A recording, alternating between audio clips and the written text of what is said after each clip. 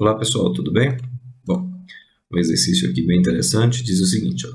Existem muitos e diferentes métodos de separar misturas e obter substâncias. Um deles, por exemplo, é usado para separar o metal cobre de outros materiais indesejáveis. Nesse método, o material pulverizado é misturado com o óleo e agitado num grande tanque que contém uma solução de água e sabão.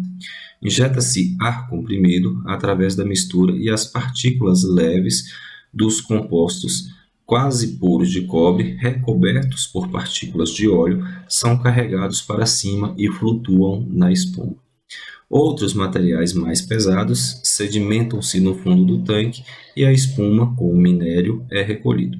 Esse método é denominado. Pessoal, o que o problema está relatando aqui é o seguinte: bom, o exemplo mais simples que nós temos desse processo de separação de misturas aqui é a mistura, né, normalmente utilizada aí nos livros didáticos, envolvendo aqui, digamos, a areia e pó de serra. Se nós acrescentarmos água a essa mistura aqui, veja que são dois sólidos, né? O que a gente vai perceber ao final? Que o pó de serra, por ser menos denso do que a água, vai flutuar e a areia, por ser mais densa, vai ficar aqui depositada, sedimentada aqui no fundo do recipiente. Nós vamos ter a água e flutuando aqui nós vamos ter o pó de serra. Então, esse processo que eu descrevi aqui, bem mais simples, é verdade, ele tem a mesma ideia do processo que foi aplicado aqui no exercício, tá?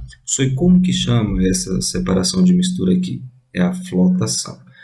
Flotar vem exatamente dessa ideia de você acrescentar uma determinada substância, é um método utilizado para separação de sólidos, né, de misturas aí, no caso, heterogêneas. Então, você acrescenta aí uma substância líquida, o material que tem uma densidade menor do que a da água, evidentemente, vai flutuar e o outro vai sedimentar. Todo esse raciocínio foi aplicado aqui no problema, claro, de uma maneira bem mais sofisticada, para se fazer a extração do cobre, tá? Mas a ideia é a mesma. Você percebe que foi injetada aqui também uma corrente de ar, isso é muito comum, principalmente no tratamento aí de esgoto também, esse processo, e a corrente de ar ela acelera esse processo, né, de flotação, ou seja, as partículas mais leves, como eu estou passando a corrente de ar por dentro ali dessa solução, as partículas de ar vão se aderindo às substâncias e vão levando ela lá para a superfície. Então, todo o processo descrito aqui pelo problema está relacionado a essa ideia, né, desse processo de separação de mistura que nós chamamos de flotação. Cuidado para não confundir isso aqui com a floculação, tá?